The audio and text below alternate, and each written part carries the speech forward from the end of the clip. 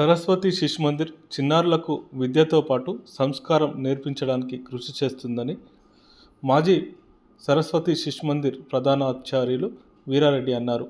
మెదక్ జిల్లా రామాయంపేట మండల కేంద్రంలోని అశోక్ సింఘాల్ సరస్వతి శిశు మందిర్లో సోమవారం వసంత పంచమి వేడుకలు ఘనంగా నిర్వహించారు.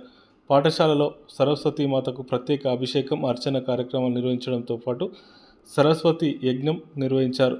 సామూహిక అక్షరాభ్యాస కార్యక్రమాన్ని నిర్వహించారు. పెద్ద ఎత్తున చిన్నారులు ఈ కార్యక్రమంలో పాల్గొని సరస్వతి మాత ముందు సామూహిక అక్షరాభ్యాసం నిర్వహించారు. ఈ సందర్భంగా సరస్వతి శిశు మందిర్ మాజీ ప్రధానాచార్యులు అడ్వకేట్ వీరారెడ్డి మాట్లాడుతూ, విద్యాపీఠం ఆధ్వర్యంలో సరస్వతి శిశు మందిర్ 1972 నుంచి తెలంగాణ రాష్ట్రంలో విద్యార్థులకు భారతీయ విలువలతో పాటు పిల్లల మానసిక వికాసం, శారీరక వికాసం, ఆధ్యాత్మిక వికాసం కోసం కృషి చేస్తుందని తెలిపారు. దేశవ్యాప్తంగా 12,000 శిశు మందిరాల్లో విద్యాభ్యాసం అందిస్తున్నామని తెలిపారు. ఈ కార్యక్రమంలో స్థానిక ప్రధానాచార్యులు కవిత, డైరెక్టర్ పండరినాథ్ పాల్గొన్నారు. విద్యాపీఠం తెలంగాణ ప్రాంతంలో సరస్వతి శిశు మందిరాలని చదువుతో పాటు చిన్నారులకి ఈ సంస్కారాన్ని అందించాలనే ఉద్దేశంతో 1977 నుంచి ప్రయత్నం చేస్తోంది. నిర్మల్లో మొదటి పాఠశాల ప్రారంభమైంది.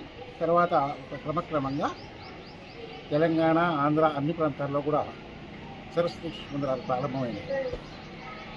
సరస్వతి శిశు మందిరాల్లో భారతీయమైనటువంటి విలువలతో పాటు పిల్లల యొక్క మానసిక వికాసం, శారీరక వికాసం, ఆధ్యాత్మిక వికాసం జరగాలనేటువంటి ఉద్దేశంతో సదాచారం అనే ఒక అంశాన్ని కూడా జోడించి పిల్లలకి కథలు, పద్యాలు, శ్లోకాలు, మహాభారతము, భాగవతము, రామాయణము వీటన్నిటి కూడా చెప్పడం జరుగుతుంది. వాటన్నింటిలో ఉండేటటువంటి యొక్క మహాపురుషుల యొక్క గాథలు కూడా వాళ్ళకి అందించడం జరుగుతుంది. కేవలం మన ఆంధ్ర ప్రాంతంలోనే కాకుండా, తెలంగాణ ప్రాంతంలోనే కాకుండా అఖిల భారత స్థాయిలో విద్యాభారతి అనే సంస్థ ద్వారా దేశం మొత్తంలో 12,000 పాఠశాలలు సుమారుగా నడుస్తున్నాయి. కొన్ని లక్షల మంది విద్యార్థులు దాంట్లో విద్యాభ్యాసం చేస్తూ ఎదుగుతున్నారు. విద్యార్థులకి నాణ్యానికి 2 వైపులా ఉన్నట్టుగా సంస్కారము, చదువు 2 ఉండాలి అనేటువంటి ఉద్దేశంతోనే మనం ఆ ప్రయత్నం చేస్తూ ఉన్నాం. చదువుతో పాటు సంస్కారం అనేటువంటిది శిశు మందిరాల యొక్క ప్రత్యేకత. ఈరోజు సరస్వతి మాత యొక్క పుట్టినరోజు.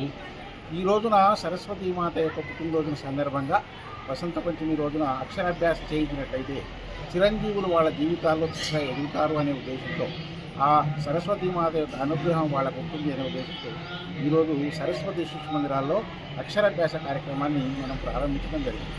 అయితే ఈ అక్షరాభ్యాస కార్యక్రమం కేవలం ఈరోజు సమాజంలో చూస్తే సరస్వతి శిశు మందిరాల్లోనే కాదు, ప్రతి పాఠశాలలో, ప్రతి గుడిలో కూడా అక్షరాభ్యాస కార్యక్రమం జరుగుతుంది. ఇది ఒక చైతన్యానికి నాందిగా మనం చెప్పుకోవచ్చు. సరస్వతి విద్యాపీఠం ఏ లక్ష్యంతో అయితే పనిచేస్తుందో ఆ లక్ష్యం సమాజంలోకి వెళ్ళింది అనేటువంటిది మనకి ఇక్కడ ఉదాహరణగా కనిపిస్తోంది.